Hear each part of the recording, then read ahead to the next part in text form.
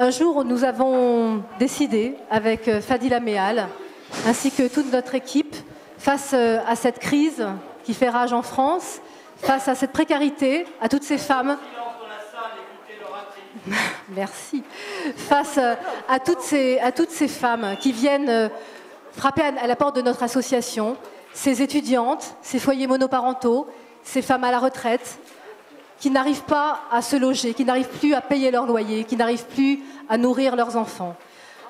L'État nous laisse complètement seuls face à toute cette précarité des femmes qui est nouvelle depuis la crise qui a augmenté, puisqu'aujourd'hui, il y a 1,5 million de femmes qui vivent sous le seuil de la pauvreté avec 1 million d'enfants. Donc j'ai trouvé qu'aujourd'hui, il y avait une urgence, l'urgence de lancer un appel, comme avait pu le faire le 18 juin le général de Gaulle. Alors on a un petit peu changé évidemment cet appel, mais j'ai pensé aussi à l'appel de l'abbé Pierre, parce qu'il avait lancé un appel pour tous ces SDF qui dormaient dans la rue. Aujourd'hui, nous sommes en 2012, les choses ne changent pas, les femmes sont victimes de toute cette précarité, et je trouve qu'en 2012, dans ce pays moderne qu'est la France, c'est inadmissible.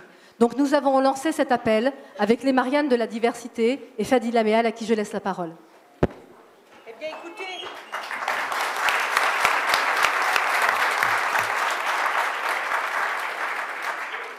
elle le mérite parce que c'est une combattante, comme beaucoup qui aujourd'hui se sont battus au-delà de la Méditerranée pour que des femmes soient debout. Et c'est pour ça, c'est le cri que nous voulons lancer aujourd'hui. Et pourquoi le général de Gaulle? Parce que c'est celui qui a dit non. Et je crois qu'aujourd'hui, la banalisation du recul des droits personnels, civils, sociaux, politiques des femmes, eh bien nous disons non, non à la capitulation et non à la victimisation. Et c'est pourquoi nous avons souhaité que les femmes de France, dans leur diversité, vous le verrez, elles sont 10 aujourd'hui à venir apporter leur témoignage. Regardent aussi ces femmes qui, parfois au péril de leur vie, eh bien, on fait en sorte qu'elles puissent exister. Et je crois que cet appel est un appel important au point que 3 candidats à la présidentielle nous ont reçus et ont compris que désormais, nous ne voulons plus de paroles, nous voulons des actes.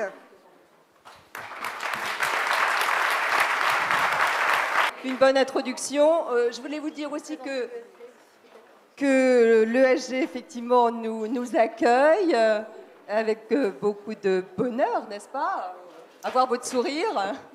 Non seulement avec beaucoup de bonheur, mais puisque les hommes ont été remerciés, je vais me permettre, en tant que professeur de l'ESG et représentant ce soir du directeur Armand Derry, de, bien évidemment, vous saluer tous, de vous remercier de votre venue, de vous accueillir et de vous dire à quel point le ESG Management School se réjouit de cette soirée. Lorsqu'avec Olivia Catan, on a émis l'idée de faire quelque chose, elle m'a immédiatement dit « Ne t'inquiète pas, je sais organiser, je sais faire, je vois qu'elle sait faire, c'est le moins qu'on puisse dire. » Je lui ai dit « Écoute, très modestement, tout ce que je peux te proposer, c'est l'accueil d'une école citoyenne. » Et c'est la raison pour laquelle le ESG combat aux côtés de Parole de Femmes, qui est notre partenaire depuis très longtemps, et d'autres associations, notamment SOS Racisme et beaucoup d'autres, en faveur du droit des femmes, et cela partout dans le monde.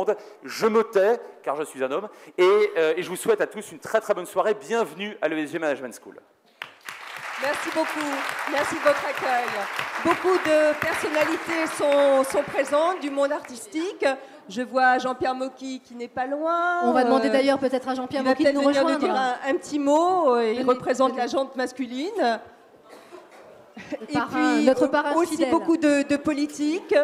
Je vois arriver Arnaud Montebourg, il y a aussi Chantal Joanneau aussi, Ramayad, bonsoir. Ensuite, nous aurons aussi Corinne Lepage qui viendra nous rejoindre, François Hollande. Un petit mot, Jean-Pierre? Comme chaque année, je suis ici pour soutenir. Solidaire. Solidaire, j'adore les femmes et je trouve qu'on les traite pas bien, donc je suis toujours pour la parité et pour faire des films sur ce sujet grave. Voilà. Merci Jean-Pierre de votre solidarité. On a envie d'accueillir un autre de nos parrains, fidèle, un homme de conviction, qui porte vraiment haut et fort cette cause des femmes. On a beaucoup travaillé sur le dossier Le Jabi avec Arnaud, et j'aimerais vraiment maintenant lui laisser la parole pour qu'il nous dise quelques mots. Bien, je veux d'abord adresser à Olivia Catan, bien sûr, et l'ensemble des militantes engagées dans la cause des femmes, un mot d'encouragement dans cet appel à la résistance contre les faits. Et je repensais à l'histoire du féminisme dans notre pays, qui a été un long combat de génération depuis maintenant plus d'un siècle, qui a commencé il y a très longtemps. Et je repensais à Jeanne de Rouen, qui fut la première femme à déclarer sa candidature à une élection législative sous la Deuxième République, après que le suffrage universel eût été proclamé au balcon de l'Hôtel de Ville en 1848. Mais il n'était pas universel, car les femmes n'avaient pas le droit de suffrage ni le droit de se présenter. Une femme brava cette interdiction, et elle fut d'ailleurs poursuivie et condamnée. Et je regardais les progrès, finalement, politiques de l'histoire de la conquête en France par les femmes de leurs droits politiques. Et finalement, je me dis que nous sommes très en retard par rapport à de nombreux pays dont nos propres préjugés nous laisseraient penser que nous aurions de l'avance sur eux et des leçons à donner en matière d'égalité des droits civils et politiques appartenant aux femmes dans l'effectivité de leurs droits. J'ai repensé à tout le début du XXe siècle. La Commune, c'était le XIXe siècle, où l'égalité des droits a été proclamée. Puis ensuite, il a fallu attendre 1903 pour que une proposition de loi fût déposée à la Chambre des députés pour obtenir le suffrage universel des femmes, qui a été rejetée à l'unanimité des deux chambres. Puis 1919, une deuxième fois. Puis 1936, une troisième fois. Cette fois-ci, c'est le Sénat qui bloqua quand la Chambre des députés dit oui. Il fallut attendre 1936 pour avoir 3 sous-secrétaires d'État. On ne pouvait pas nommer des femmes ministres puisqu'elles n'avaient pas le droit de vote ni le droit de se présenter aux élections. Elles étaient sous-secrétaires d'État. Puis il y a eu 1946 parce que les femmes ont mené le combat de la résistance. Puis ensuite, 1946, général de Gaulle et la victoire de ce droit de vote. Ensuite, il y a eu la longue marche vers les candidatures et la présence à l'Assemblée nationale, l'entrée dans les fonctions politiques. La première femme maire d'une ville de plus de 100 000 habitants en France, on l'a oublié, c'était en 1989, Catherine Trottmann à Strasbourg. C'est quand même récent, 1989. Il n'y en a pas eu avant. Lorsque j'ai été élu député, j'étais jeune, en 1997, dans ma circonscription, il y a 145 communes. Il y avait 8 femmes seulement maires. Aujourd'hui, il y en a à peine plus de 20. Et c'est une région, je vous assure, qui n'est pas retirée. Nous avons des autoroutes, des TGV. Bref, c'est la France, quoi, la vraie France, avec des petites villes, des grandes villes. Mais les femmes peinent toujours. Je reviens d'Abu Dhabi, l'Émirat, la capitale des Émirats Arabes Unis, une fédération politique qui est une monarchie qui commence à se constitutionnaliser.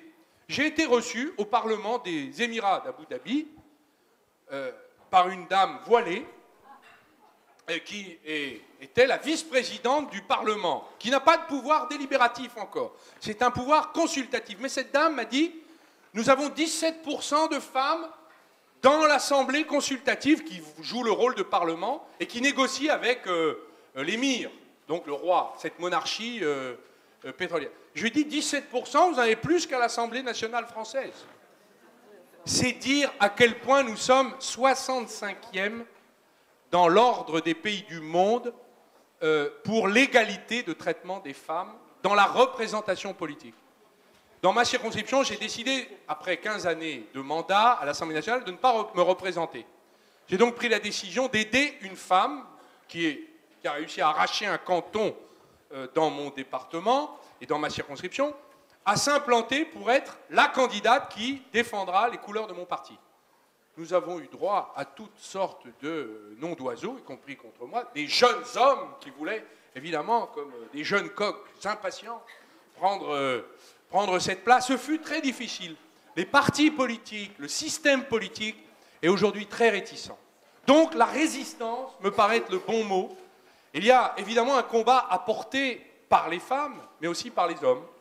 C'est le sens de ma venue ici, pour vous dire qu'il y a des hommes qui pensent que nous avons besoin des femmes, pas seulement dans certaines circonstances, mais dans toutes. Voilà. Merci, merci beaucoup. Merci aussi de ne pas avoir trop confisqué le temps de parole des femmes, puisque nous sommes là aussi pour leur donner la parole, c'est important.